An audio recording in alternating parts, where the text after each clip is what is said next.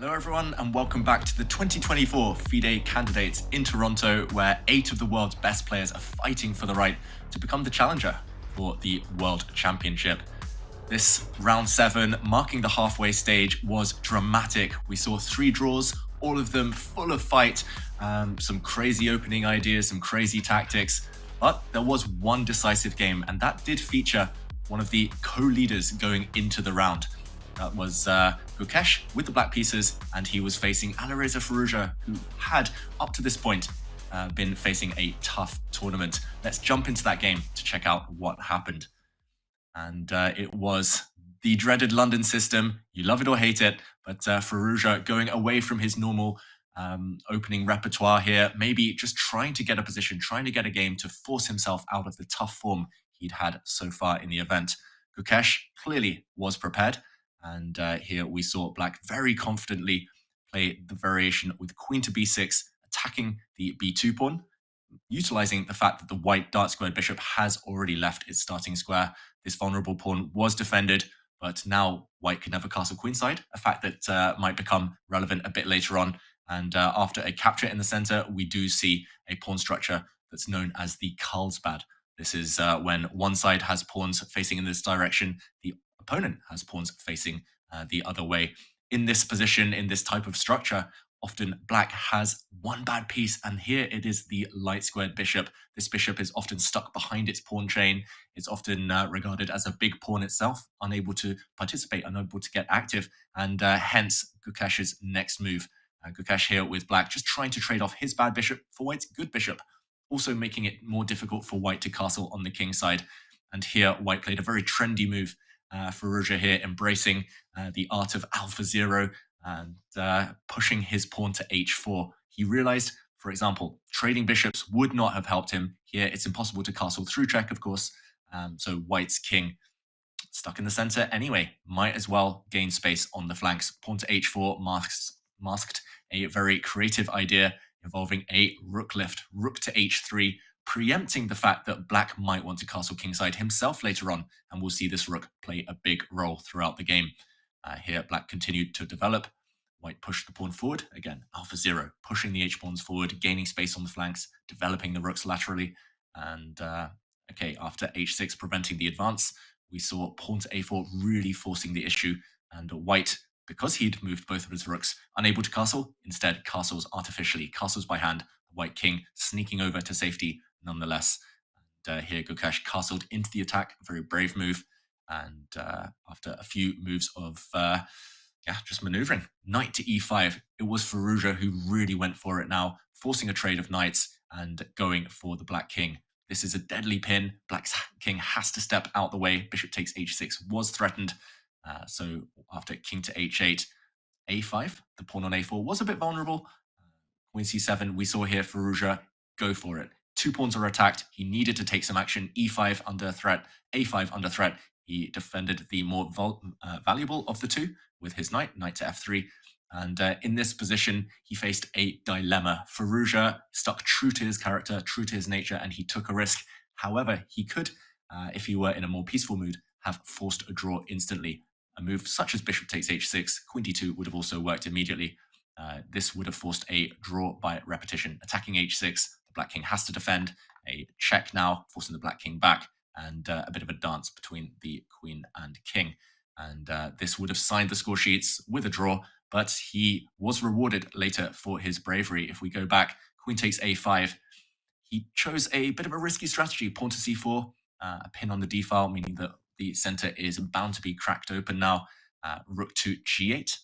Prophylaxis here by Gukesh, just defending his kingside. g7 was a bit vulnerable. Now bishop takes h6 ideas no longer work. And rook to a1, objectively a mistake by Firouzja, but forcing the black queen away from the defense of this d-pawn. And it is around the center that the next few moves revolve. Queen to b4. So many pins in this game. A pin along the 4th rank this time, also hitting the b-pawn, pawn to b3. And although objectively black is in charge, in commentary, we thought that here Gukesh was a big favorite to win the game. Things are still complicated. And despite Firouzja being low on time, the clock played a role for Gukesh as well. Knight into e4, black doing everything right, fending off the threats, driving away the attacking pieces. And here after rook to e3, queen to c5, a move I was praising in the commentary, rook to c1. And I feel like this is where Gukesh lost a bit of control. Black is a pawn up. Black has everything covered, but white has a sneaky threat, at least to complicate the issue. And black allowed this. Perhaps black should have been playing the move rook to c8 just to create tension along the c file, make it harder for white to open the center. Instead, the very natural rook to d8 allowed b4 by Firouzja, throwing another pawn off the board, forcing, though, black to lose a bit of coordination. The key is that you never want to take on d5 while black can take back with a piece. Queen takes d5 here would control the knight, defend the knight on e4, and obviously, most likely, win material as well along the d-file. Instead, pawn to b4 drives the queen away after the pawn was captured. Now c takes d5. And this structure, if black were to take back on d5, is less favorable. Yes, black is 2 pawns to the good, but the f5 is a nice, the f5 square is a nice launching pad for the white knight. The white rook would have access to the 7th rank, and this game could well have turned. Gukesh instead, just showing how impressively he's been playing throughout the candidates tournament, found a really nice shot. Knight takes f2, and the knight, which was attacked anyway, giving away its life for the highest price, forcing king takes f2, and now white is pinned all over the place. A pin on the d-file, a pin on the 4th rank. How does Firouzja survive this position, you might ask? That is with really calm defense. Rook to e4, again, self-pinning. Really nice move there. Rook to d8. At least the computers here liking black's position by throwing the a pawn forward, but this is very hard for a human. It's very hard to resist going directly for the pin, for the material.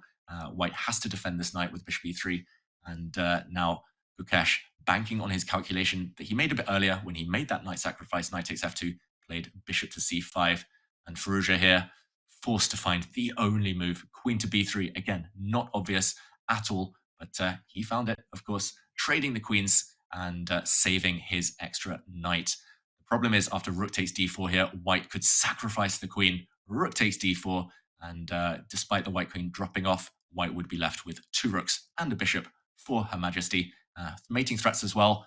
Probably this is a draw with best play.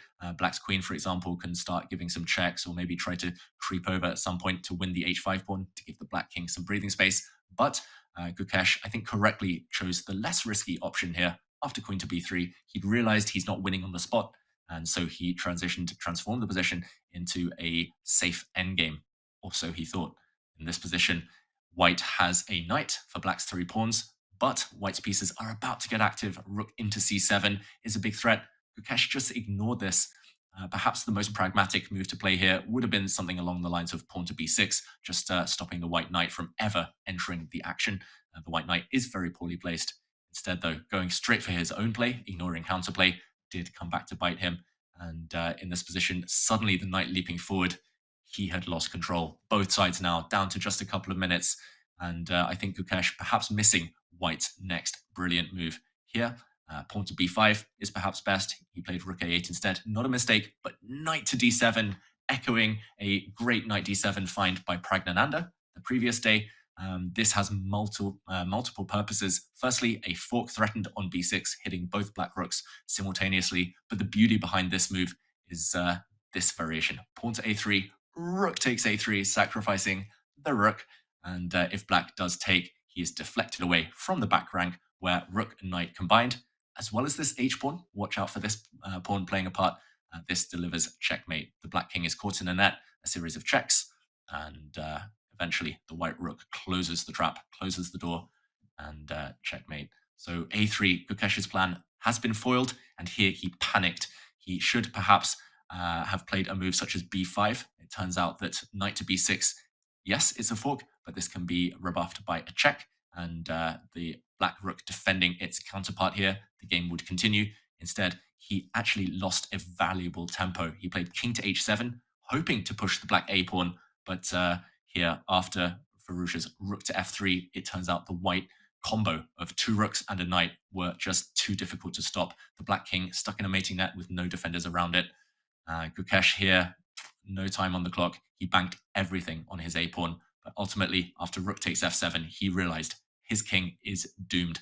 a2 here would lose to knight f6 check, and a simple rook takes pawn with a checkmate to follow. Instead, he pushed his king back first, and Firouzja, with only a few seconds left, found the main winning move, by far the strongest move, knight to f8, and unfortunately nothing to do with black here. a2 was played, knight g6, and heartbreak for Gukesh. No matter where the black king goes next move, rook takes g7 is checkmate. Turnaround, a dramatic game, so many tactics, both on the board and under the surface. Ultimately, Firouzja rewarded for his courage, but Gukesh, who was in the lead, now drops down, and heartbreak for the teenager. He will hope to bounce back from this devastating defeat in the second half. Watch out for that. But ultimately, a great game of chess, a great battle between two fantastic young gladiators.